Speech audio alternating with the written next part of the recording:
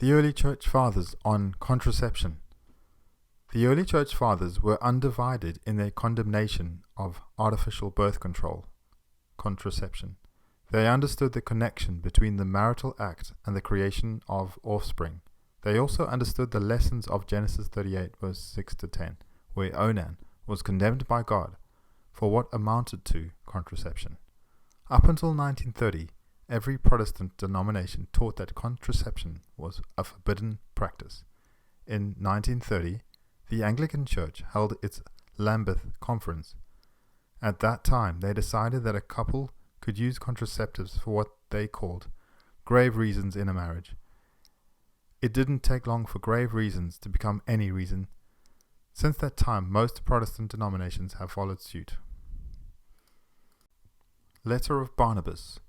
Moreover, he, Moses, has rightly detested the weasel, Leviticus 11 verse 29, for he means, Thou shalt not be like to those whom we hear of as committing wickedness with the mouth, with the body through uncleanness, orally consummated sex, nor shalt thou be joined to those impure women who commit iniquity with the mouth, with the body through uncleanness.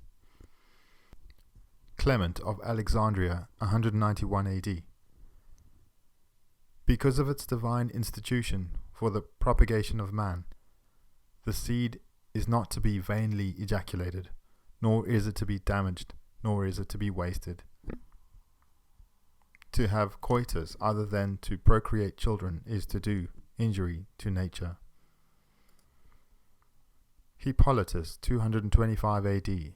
Refutation of all heresies, whence women, reputed believers, began to resort to drugs for producing sterility, oral contraceptives, and to gird themselves round, so to expel what was being conceived, abortion, on account of their not wishing to have a child, either by a slave or by any paltry fellow, for the sake of their family and excessive wealth.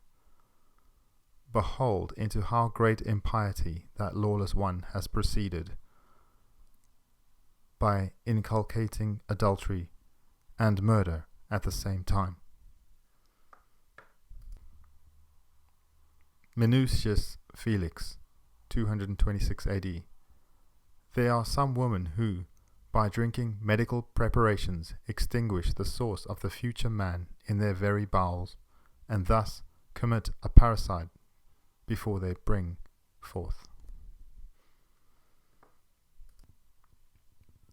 Lactantius, 307 AD, in Divine Institutes. Some complain of the scantiness of their means, and allege that they have not enough for bringing up more children, as though in truth their means were in their power. Or God did not daily make the rich poor, and the poor rich. Wherefore, if any one on any account of poverty shall be unable to bring up children, it is better to abstain from relations with his wife. God gave us eyes not to see and desire pleasure, but to see acts to be performed for the needs of life.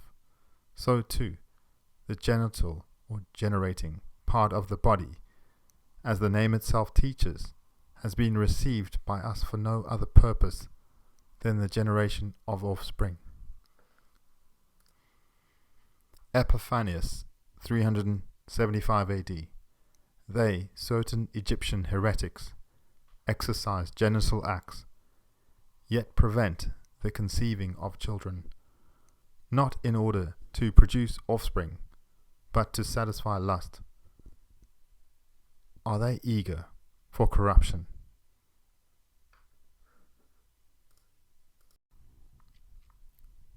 John Chrysostom, 391 AD.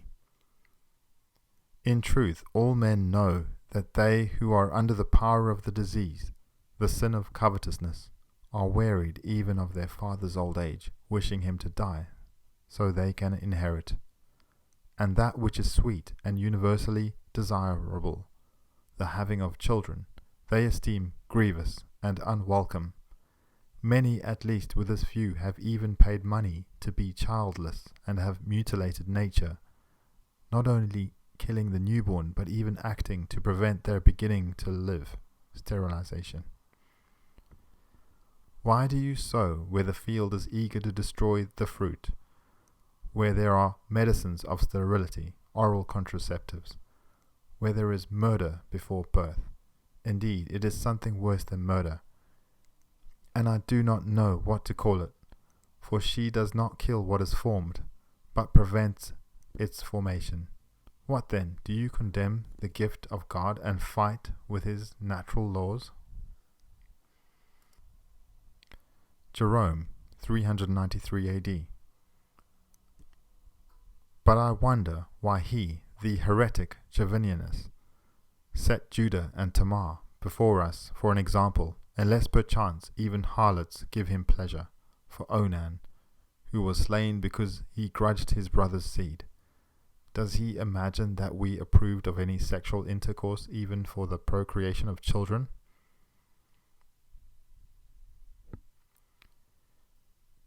You may see a number of women who are widows before they are wives.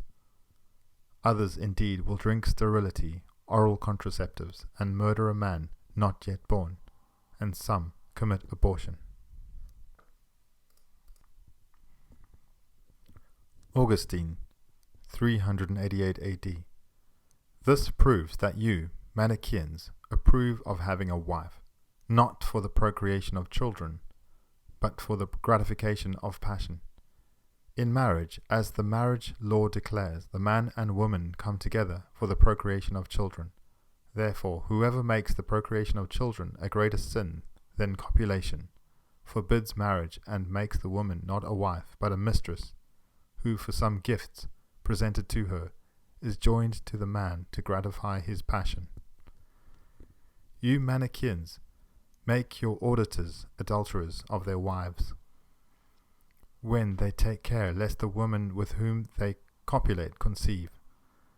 They take wives according to the laws of matrimony by tablets announcing that the marriage is contracted to procreate children, and then, fearing because of your religious law against childbearing, they copulate in a shameful union only to satisfy lust for their wives. They are unwilling to have children, on whose account alone marriages are made. How is it, then, that you are not those prohibiting marriage, as the Apostle predicted of you so long ago, 1 Timothy 4, 1-4, when you try to take from marriage what marriage is? When this is taken away, husbands are shameful lovers, wives are harlots, bridal chambers are brothels, fathers-in-law are pimps.